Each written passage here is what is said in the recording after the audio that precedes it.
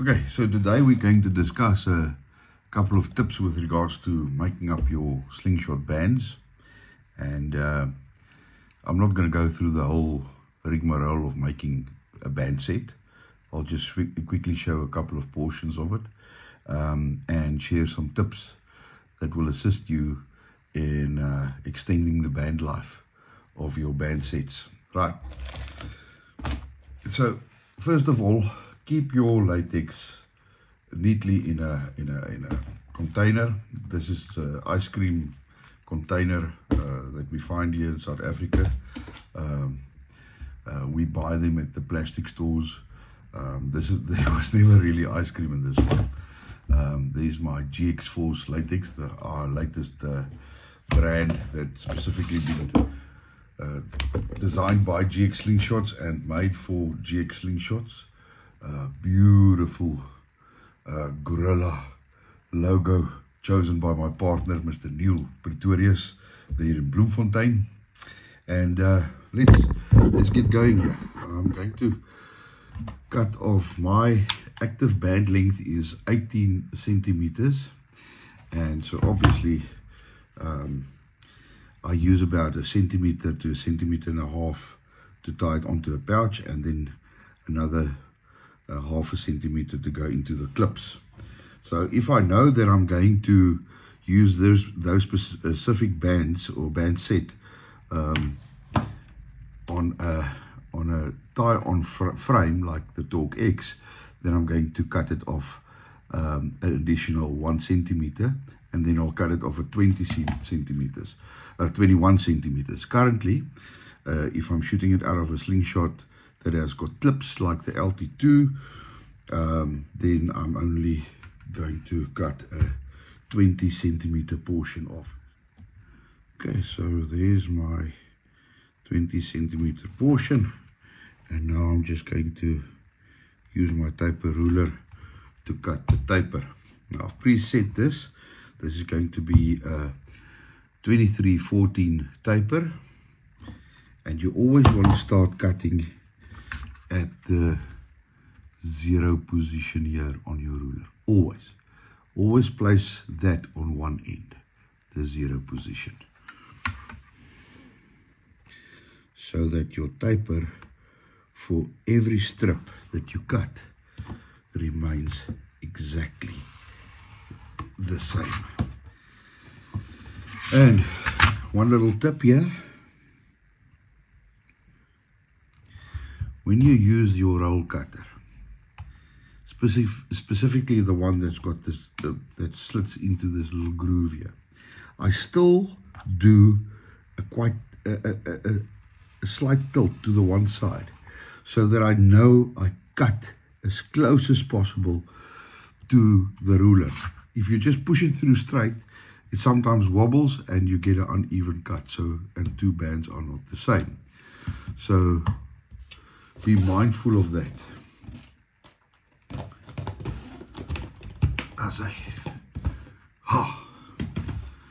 So here I've got my two tapers, my two strips of latex cut into a 1423 taper. Now, just the one tip that I want to give before we proceed. The reason why I use a 14 at the back, or a 13, not less, is it really has shown to give me longer band life. Once I go to a 15, it really buggers my draw tension. So I like a 13 and a 14 at the pouch end. So the thing about tapers is that the more aggressive you make your taper, the faster or the more performance you'll probably get out of a band set. But the smaller you go here, the less latex there are. It's the weak point. It will break ultimately at the back end, and specifically because you tie a knot in there, and it also has to go through the pouch, and it shaves there, and it either breaks at the pouch or just in front of your knot. So the more latex you can have at the back, the better. But if you go too much, then you lose performance. That's it. Okay, so once you've cut your tapers or your bands into a taper, you want to put this little tool through your pouch first, and before you thread it, you fold it over like so, so that it makes a little tube almost, and then you further fold it, have it between these two fingers, stick it through the tool and drag it through. Now it's gone way too far. Just do the fold again and you reverse it a little bit so that it's slightly more or less a centimeter sticking out. Then whilst holding it together, folding it flat, you fold it over, give it a good tuck, keep it between your fingers like so, grab your little device that's going to hold it in place, and then what I do is stick it into my tying jig and give it a good tuck. Now there needs to be just the right amount of tension there. You don't want it too stiff, but you want it stiff enough. If you don't put enough tension in there, then it tends to break. Now you can do it various ways. I sometimes just do the little knot thing 3-4 times, actually 4 times, or you could do it the fancy way, and I hold it in place there. I go 1, 2, 3 tight wraps, and get a little rope, braid, fishing braid is good, and then you go another couple of turns, 2, 3, 4, 5, 6, 7, and then stick the loose end through the loop. Retain good tension and pull it through. And now I've got a terrible pair of scissors here. Okay, scissors is not my friend today. I'll get better scissors just now. Good. There you go. Neatly done.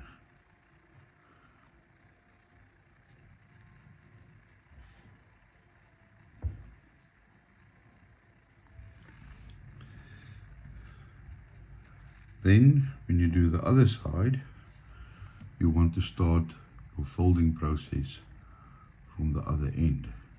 Whereas with the first one I folded from the left, then I fold, second one I fold over from the right, fold it flat, 4, 5, 6, and then 7, stick it through.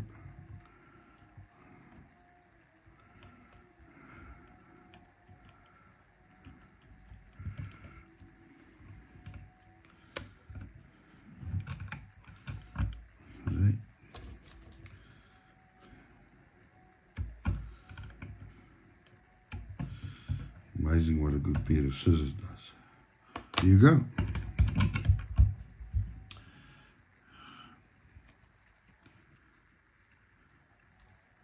Now this is for actually a through the fork configuration, but I shoot over the forks with it as well. So what I had to learn the hard way was that once you've reached this stage and you fold over, and you do it so nicely, you give it your little tuck there, you clamp it down, this little stretch you put in here must just be right. Too tight, but it must be really tight. But too tight is bad. But too little of a stretch is even worse. It looks like it's under a lot of strain there, but it should be. But obviously not overstrained, completely overstrained, but too little tension. And specifically also with your knot. Once you start wrapping here, this must be tight. Obviously not overly forced, but properly tight. I have thought that if I don't tighten it too much, then, you know, and leave a little bit of stretchability somewhere in it, that my bands will last longer. Quite the opposite is true. It will actually move on the full draw after a couple of shots. And so once your system here starts moving, slips, that's very bad. That's when your bands get damaged, and they'll break soon after that slip. You won't get a lot of life out of a set of bands that hasn't been properly tied. So the latex itself will last much longer than your handiwork. What you do here and how you do it really affects the lifespan of your band set. So I've learned the hard way that there must be proper tension there. So when you pull it, it shouldn't really pull too much. Maybe that's just about right. I could have gone slightly more tension, and this knot must also be firm. Must be a proper knot to keep it in place, so that this tag end, after being cut, should not slip backwards in any way whatsoever.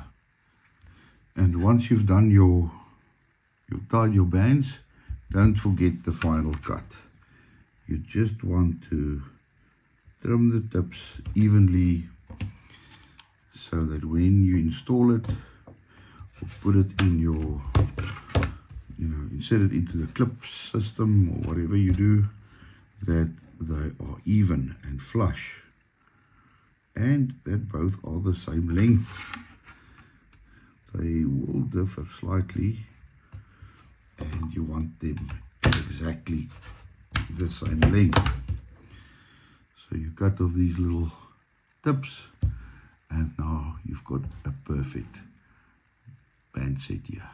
It's same length and flush at both ends. So once you've done making a band set and you've got several band sets made up, you want to store it in a neat little container such as this. This one I got from a fishing tackle shop. You can fit 20 band sets in there. You don't have to squeeze it in. That little sections are quite big enough to fit in and loosely fit in a band set, and with large pouches, and keeps it neat and tight, and you can write on it to know exactly what thickness and size you've got there. GX Force, the #1 latex for slingshots in the world, as Clarkson would say. I've shot everything else, nearly everything else. The GX Force, specifically designed for GX slingshots, made and designed for GX slingshots here in South Africa.